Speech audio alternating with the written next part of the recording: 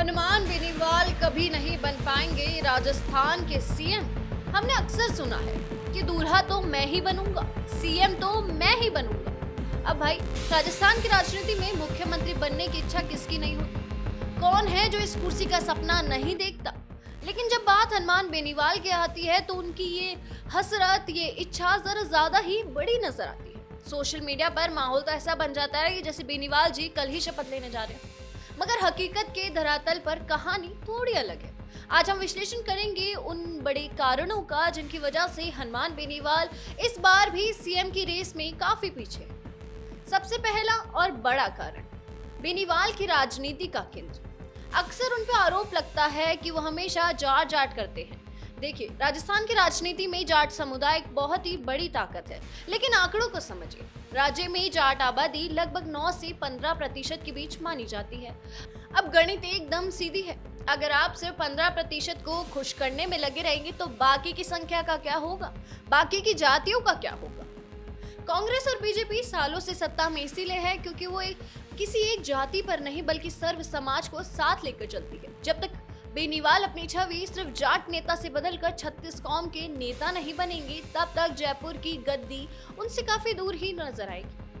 अब दूसरा कारण है पार्टी का ढांचा। कहने को तो सैकड़ों लोग आरएलपी ज्वाइन करते ही हैं, रैलियों में भीड़ भी जुटती है, लेकिन हनुमान बेनीवाल के अलावा पार्टी में दूसरा कोई बड़ा चेहरा कौन है जिसकी अपनी जबरदस्त फैन फॉलोइंग हो? राजनीति में दबदबा बनाने के लिए जमीनी स्तर पर ऐसा सेनापति चेहरा चाहिए होता है जो अपने दम पर सीट निकलवा सके। फिलहाल आरएलपी वन मैन आर्मी से ही चल रही है।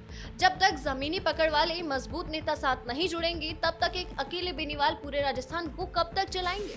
अब एक सबसे बड़ा कारण है जो कि वोटों का बंटवारा, जाट वोटों का बंटवारा। अब जाट समुदाय के पास सिर्फ बेनीवाल ही विकल्प नहीं है। कांग्रेस में गोविंद सिंह डोटासरा जैसे बड़े चेहरे, तो बीजेपी में भी जाट नेताओं की लंबी कतार लगी हुई है। ऐसे में जाट वोट बैंक पूरी तरह बेनीवाल के पास ना रहकर बट जाता है, बिखराव हो जाता है। वहीं दूसरी तरफ अगर राजपूत समाज की बात करें तो राजपूत वर्सेस जाट भी हमने अक्सर ही सुना है।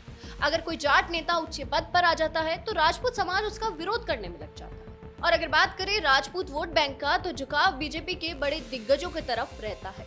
गुर्जरों के पास सचिन पायलट जैसा बड़ा नाम है और मीणा समुदाय के अपने कद्दावर नेता पहले से ही सत्ता में पैंठ बनाए बैठे हैं। जब हर जाति के बड़े शिकारी पहले से ही मैदान में हो तो बेनीवाल के लिए उस वोट बैंक में सेंध लगाना बहुत ही मुश्किल हो जाता है।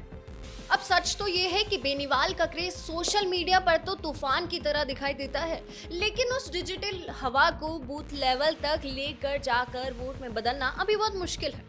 लोगों का मानना है कि बेनीवाल को अपनी पार्टी को ऊपर ले जाने के लिए अभी बहुत संघर्ष और मेहनत की जरूरत है। आपको क्या लगता है, हनुमान बेनीवाल क्या कभी राजस्थान के सीएम बन पाएंगे? अपनी राय कमेंट बॉक्स में जरूर रखें और ऐसी तमाम खबरें और अपडेट्स के लिए देखते रहिएगा भारत अवतार। धन्यवाद।